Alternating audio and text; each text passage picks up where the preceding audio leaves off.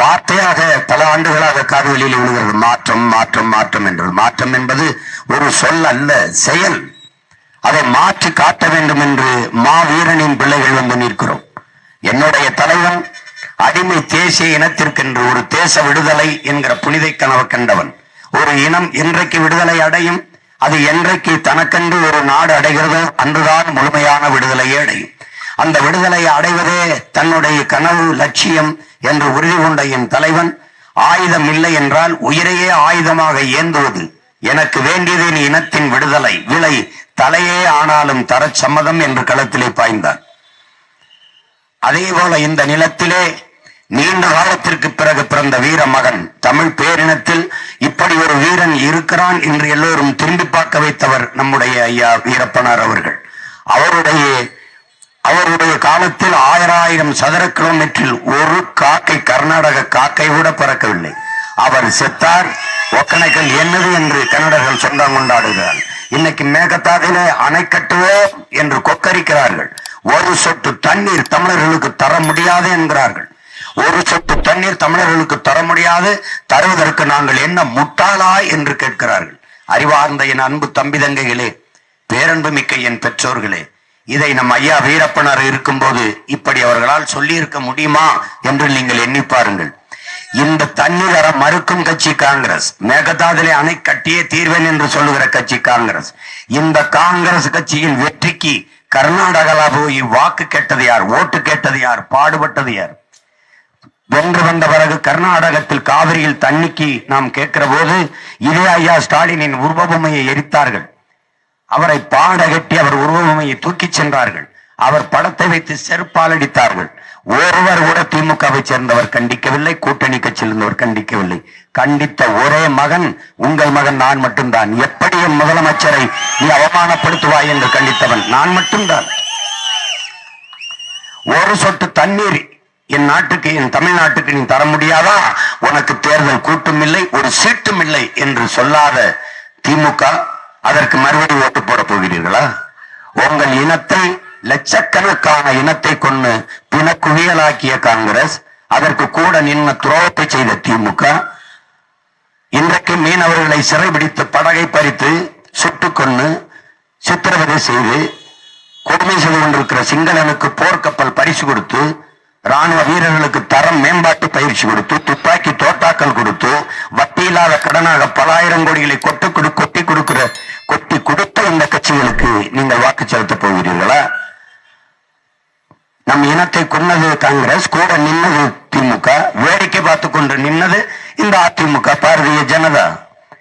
தூக்கி அணைக்கற்றைக்காக 1 மாத காலம் பாராளுமன்றத்தை உடக்கி போட்ட பாரதிய ஜனதா, அதே காலகட்டத்தில் ஈழத்தில் நம் இனம் கொல்லப்பட்ட போது சக மனித சாவை, ஒரு இனம் சார்ந்த மக்கள் என்பதை விடுங்கள், ஒரு சக மனித சாவு, எல்லோரையும் போல ரத்தம், சதை, பசி, உறக்கம், கனவு, கண்ணீர் கொண்ட சக மனிதர் சாகிறார்களே, அதை தடுங்கள் என்று சொல்லாத பாரதிய ஜனதாவிற்கு மான தமிழ் மக்கள் வாக்கு செலுத்த போகிறீர்களா? போரை நடத்தும் போது கூட இருந்தவர் ஐயா கருணாநிதி, போராடி போராடி தடுக்க வேண்டிய உயரத்தில் இருந்தவர் அம்மையார் ஜெயலலிதா. யாருமே செய்யவில்லை, எல்லோரும் கைவிட்டார்கள். அவர்களுக்கு நீங்கள் மறுபடியும் வாக்கு செலுத்தி வலிமைப்படுத்தி கொண்டே இருந்தால் நம்ம இனத்திற்கென்று பாதுகாப்பு யார்? நமக்கென்று நிக்க போற அரசியல் ஆற்றல் யார்? எதுவுமே இல்லை. ஒரு காவிரியில் தண்ணீர் 450 TMC தண்ணீர் வந்து கொண்டிருந்தது காவிரியில் இருந்து தமிழ்நாட்டுக்கு உரிய நீர். அதை கெடுத்தது யார்?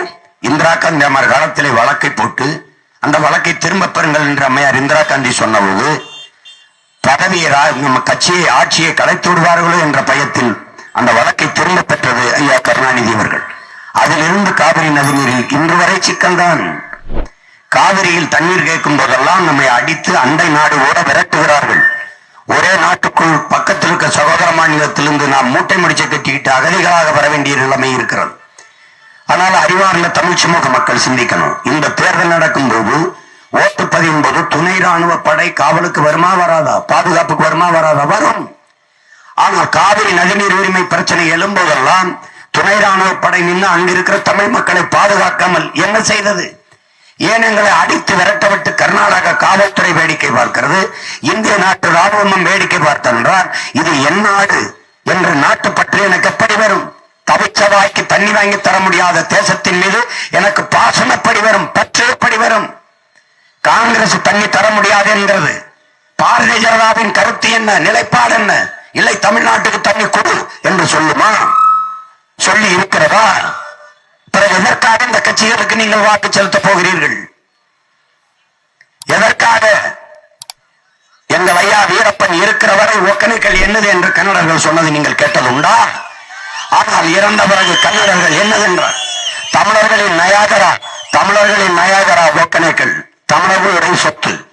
அம்மையார் ஜெயலலிதா முதலமைச்சராக இருக்கும் போது எடியூரப்பா வந்து இது எங்களுக்கு சொந்தம், எங்கள் இடம் என்று கால் வைக்கும் போது காலை எடுக்கலை என்றால் தொலைச்சு பெறுவேன் என்று சொல்ல துணிவில்லாது பேசி தீர்த்துக் கொள்ளலாம் என்றார். அது ஒரு இனப்பாசம். கதை முடிஞ்சிருச்சு.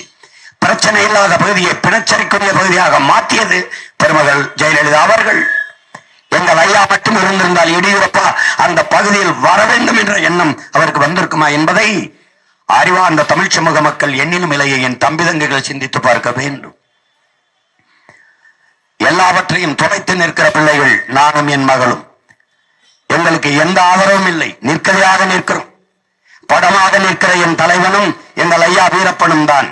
ஆனால் இரண்டு பேருமே இவர்களுக்கு பயங்கரவாதிகள், தீவிரவாதிகள், திருடர்கள், மாயாவி என்றெல்லாம் குற்றம் சாட்டி தமிழ் இனத்தில் எவன் பெயரை கேட்டால் கையில் எழுகிறதோ, எவன் பெயரை கேட்டால் இளைஞர்கள் ஆர்ப்பரிக்கிறார்களோ அவர்களை எல்லாம் பயங்கரவாதி, தீவிரவாதி பட்டம் கட்டி ஒழிக்க வேண்டும்.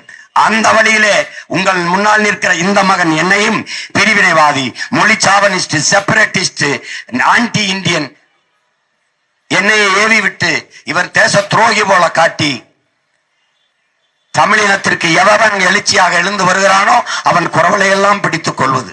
அப்படித்தான் எங்க தாத்தா கலியபெருமாளை, எங்கள் அண்ணன் தமிழரசனை எல்லாம் ஒழித்தார்கள். என்னை ஏன் ஒழிக்க முடியவில்லை?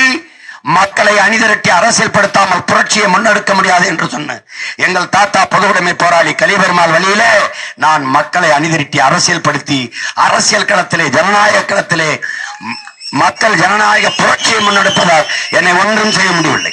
அவர்களால் செய்ய முடிந்தது என்ன? என் சின்னத்தை எடுத்து வைத்துக் கொண்டு ஆட்டம் காட்டுவது, என் சின்னத்திற்கு பக்கத்திலேயே பழைய விவசாயி சின்னத்தை வைப்பது. இதை தவிர வேற என் மயிர கூட நீ போடுக முடியாது. ஒண்ணும் இல்லை. நீ என்ன செய்வாய்? என்ன செய்திருவ? நீ என்ன சிறையில் போடுவியா? சிறையிலிருந்து வெளியில வந்தா கட்சி ஆரம்பிச்சேன்னா 1 வருஷத்துக்கு மேலாக சிறையில் இருந்து வெளியில் வந்துதான் கட்சி ஆரம்பித்தேன். வெளியில் வரும்போது சொன்னேன், 7 தமிழர் விடுதலையை சாத்தியப்படுத்தவில்லை என்றால் இனத்தின் விடுதலை எப்படி சாத்தியப்படுத்துவது என்று. 7 தமிழர் விடுதலையை சாத்தியப்படுத்திய சத்தியத்தின் மகன் இந்த சீமான் என்பதை நீ புரிந்து கொள்ளணும். எனவே என் அன்பு மக்கள், அறிவார்ந்த தமிழ் சொன்ன மக்கள் சிந்திக்கணும். நிற்கிற உங்கள் பிள்ளைகளை சாதி மதம் பார்த்து பிரிக்காதீர்கள். நாங்கள் சாதி கடந்து சாதிக்க துடிக்கிற பிள்ளைகள், மதம் கடந்த மானுடத்தை போற்றுகிற பிள்ளைகள். எல்லாவற்றையும் தாண்டி நாங்கள் உயிர்மை நேயர்கள். காக்கை குருவி எங்கள் சாதி நீல் கடலும் மலையும் எங்கள் கூட்டம். நோக்க நோக்க களியாட்டம் நோக்கும் திசையெல்லாம் யாமின்றி வேறில்லை என்று பாடிய பெரும்பாவனன் பாரதியின் பேரனும் பேத்திகளும் பகுத்துண்டு பல் உயிர்கள் ஓம்புக என்று பாடிய என்று போதித்த வள்ளுவ பெருமகனாரின் வாரிசுகள். பிறப்பு ஒக்கும் எல்லா உறவுக்கும் என்று இல்லாத பிறப்பு ஒக்கும் எல்லா உயிருக்கும் என்று போதித்த வள்ளுவ பெருமகனாரின் வாரிசுகள். என் அன்பிற்குரிய தம்பி தங்கைகளின் அருமுடன் பிறந்தார்களே, வாடிய பயிரை கண்ட போதெல்லாம் வாடினேன், பயிர் வாடியதற்கு உயிர் வாடி நின்ற வள்ளலார் என்ற பெருமகனின் பேரப்பிள்ளைகள், பேத்திகள் நாங்கள். எங்களை உயிர்மை நேயவாதிகள், மானுடம் கடந்து உயிர்மத்தை நேசிக்கிற, உலகம் தழுவி நேசித்து நின்ற பிள்ளைகள். யாரும் ஊரே யாவரும் கேளீர் என்று பேரன்பு கொண்டு உலகத்தை ஆறத் தழுவி அரவணைத்து நின்ற இனத்தின் மக்கள். அகர முதல எழுத்தெல்லாம் ஆதி பகவன் முதற்று உலகு என்றுதான் உலகம் தழுவி நேசித்துதான் எங்களுடைய வேதமே தொடங்குகிறது. எனவே என் அன்பு மக்கள், எங்களை ஒரு சாதி குட்டைக்குள் சகதிக்குள் அடக்கி விடாமல் மானுடம் போற்றுகிற, உயிர்மனையும் போற்றுகிற, உலகம் தழுவி நேசிக்கிற பேரினத்தின் பிள்ளைகள் என்ற பார்வையில் இந்த தேர்தலில் எங்களுக்கு ஒளிவாங்கி சின்னத்திலே இனத்தின் வழிதாங்கி நிற்கிற பிள்ளைகள், எண்ணத்தில் இனத்தின் வழிதாங்கி நிற்கிற பிள்ளைகள் ஒளிவாங்கியை சின்னமாக கொண்டு வருகிறோம். உங்களின் மதிப்புமிக்க வாக்கை, வலிமை மிக்க வாக்கை எளிய மக்கள் எங்களுக்கு தந்து வெற்றி பெற செய்யுங்கள். இதற்கு முன்பு இந்த களத்திலே என் மகளோடு மோதுகிற 3 கட்சி, ஒன்று பாரதிய ஜனதா, 10 ஆண்டுகள் இந்த நாட்டு ஆண்டு விட்டது. அரையங்கள வளர்ச்சி. அந்த பாரதிய ஜனதா வேட்பாளரிடம் கேளுங்கள், ஒரு நன்மை, ஒரு நலத்திட்டம், ஒரே ஒரு திட்டம், ஒன்று 10 ஆண்டுகளில் நாட்டுக்கும் மக்களுக்கும் செய்த ஒரு நல்லதை நீங்கள் சொல்லுங்கள் என்று கேளுங்கள். சொல்லிவிட்டால் என் மகளுக்கு நீங்கள் ஓட்டு போட வேண்டாம். காங்கிரஸ் கட்சி 10 ஆண்டு காலம் ஐயா மோடிக்கு முன்பு மன்மோகன் சிங், ஒரு நல்லது, என் இனத்தை கொன்றது, என் வளத்தை பறித்தது. அதை தவிர இந்த நாட்டில் தக்காளி விதை, வெண்டைக்காய் விதை, நெல், பாரம்பரிய நெல் ஏதாவது விதை வைத்திருக்கிறீர்களா? மறுபடியும் நீங்கள் வேளாண்மை செய்து மீண்டு எழலாம் என்றாலும் அதுக்கு விதை இருக்கிறதா? அந்த விதையை ஒரே இரவில் எடுத்து கொடுத்த பெருந்தகை மன்மோகன் சிங் சின்சாண்டோ நிறுவனத்திற்கு. இதையெல்லாம் தெரிந்து கொள்ளாத என் மக்கள் அப்படியே கடந்து போவது எவ்வளவு பெரிய ஏமாளித்தனம். அறிவார்ந்த தமிழ் சமூக மக்களே, கச்சத்தீவை எடுத்து கொடுத்து நம்முடைய மீனவ மக்களினுடைய வாழ்வாதாரத்தை பறித்த கட்சி காங்கிரஸ். நம் இனத்தை கொண்டு குவித்த சிங்களனுக்கு கை கொடுத்து கணக்கில்லாத பணத்தை கடனாக கொடுத்து கொள்ள தூண்டிய கட்சி காங்கிரஸ். மறுக்க முடியுமா நீங்கள்? சொந்த மாநில மக்களை, பல்லாயிரக்கணக்கான மக்களை மத வெறியால் வேட்டையாடி கொலை செய்தவர் இன்றைக்கு பிரதமராக இருந்து மறுபடியும் வேட்பாளர் நிற்கிறார். பல்லாயிரக்கணக்கான இஸ்லாமிய சொந்தங்களை கொன்று குவித்தவர்.